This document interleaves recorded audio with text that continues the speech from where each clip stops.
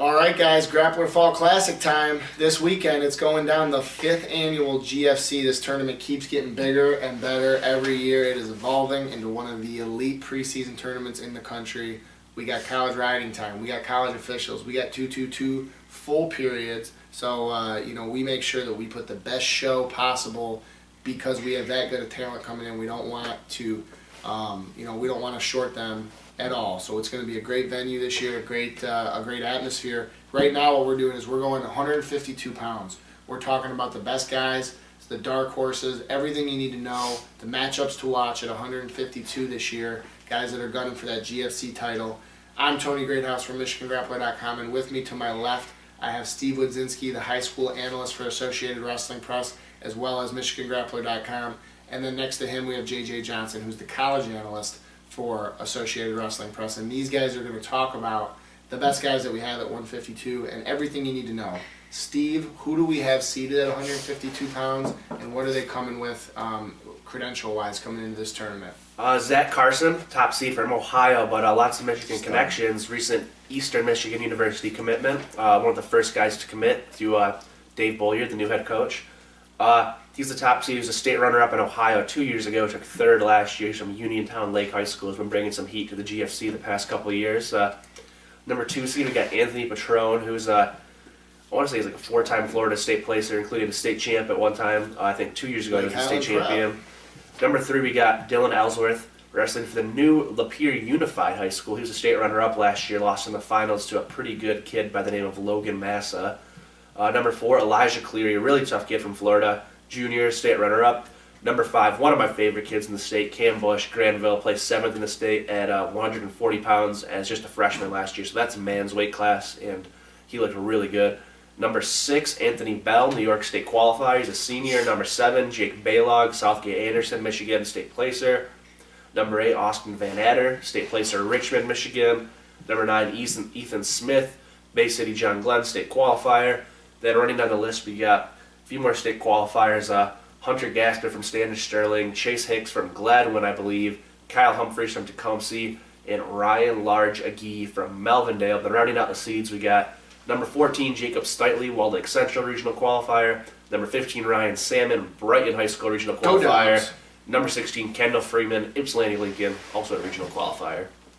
All right, that's a pretty deep weight class. As opposed to some of our middle weights where we've got 5-6 state placers that aren't even in the seeds. This weight figured out a little bit more, but I think it gives some guys some opportunities to make some noise. Before we get into who we think's going to win this thing, who do you guys see as those lower seeds? Maybe someone who's never been to the Palace or someone who's never placed, at the state tournament that could potentially make some noise here and knock off somebody really good. JJ, who do you see? As far as non-state qualifiers? Or non-state placers. Someone who's a little bit unheralded right now coming in that's going to use this tournament as a platform to raise themselves up. Yeah, so Hunter Gasper, I think, is one of those guys, just a sophomore. And obviously he was a state qualifier as a freshman last year. He's the 10 seed. I think he's one of those guys. And there's a couple more. Kyle Humphreys from Tecumseh. Pretty strong. Humps. Yeah, really strong kid. Was formerly Great House trained for a little bit there. And then Jacob Steitley and Ryan Salmon, the 14 and 15, couple of KLAA guys. One Walled Lake Central and one from Brighton. So those are 2 regional qualifiers, but I think, like you were saying, it thins out a little bit. So those guys all have a chance to make some noise here in this bracket. Potentially play. Steve, what about you? Who do you see as some dark horse picks, some guys to look out for? Number 9, Ethan Smith. This is his 3rd year in a row at 152 pounds, so it seems like he's really settled into that weight class. He was a state qualifier last year. I think he was actually sick at the Palace, so kind of a top 8 caliber guy. And looking down, I like Kendall Freeman, actually, the 16 seed. Don't see him pulling any shocking upsets in the first round with Carson, but I mean, he's a guy in the wrestlebacks that could rattle off 3-4 good wins in a row and crack the podium. All right, so that's a little bit of the dark horses. Let's talk about the top now. Who is going to win this thing and be the top of the podium, and who do you see challenging that's also in contention to win this thing? JJ. Yeah, so I got Carson winning it, the future Eagle, Uniontown Lake product, same high school that Central Michigan alum Mike Miller and Scott Mattingly are from. So Fun facts. he's got a pretty good background. I think he knocks off Dylan Ellsworth, the 3 seed, in the finals. I think that kid's really tough, and I think he's gonna show just how good he is at this tournament. Another matchup I'm looking forward to is Elijah Cleary, Cam Bush in the quarters. Yes. I think that'll be a good match. And a couple spots below that, Jake Baylog, I think has the potential to make a run through some of these guys up top too. He's a pretty tough kid. Steve, what do you got? Big Carson fan. Don't see him losing. I think if there was a guy to do it, it's probably Ellsworth. I think he's going to be a finalist. But I'm going with Carson to win it and win a national title in the state of Michigan to usher in his career as an Eastern Michigan Eagle. We got some Zach Carson fans here. I love Zach Carson as well, and I think he's going to have a heck of a career for Coach Boyard in Ypsilanti. But I want to give some love. I think Anthony Petrone, Lake Highland Prep, state champ, and guys, Lake Highland Prep, these guys come with the heat. Every year at the GFC, they bring a ton of studs.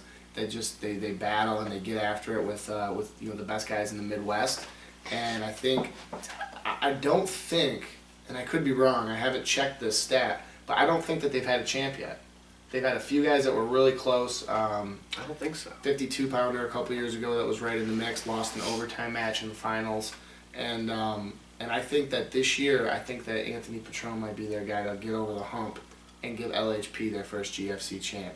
So that's 152 pounds. That's everything that you should need to know. But if you want to look into it more, the pre-seeds are posted, GrapplerFallClassic.com, MichiganGrappler.com. We're going to have more coming to you. We got all the video previews for every single weight class. You can see the updated list of entries, and it's not too late to enter. If there's some 152-pounders out there that want to get a piece of Zach Carson, come on out and get some. You can still get registered. It's not too late. Registration stays open until Wednesday unless we hit our max, which we are creeping up on. So if you want to get registered, it's not too late. Go to GrapplerFallClassic.com, get registered, and come on out and get some this weekend. Battle Creek, Michigan, Kellogg Arena, October 18th is going down.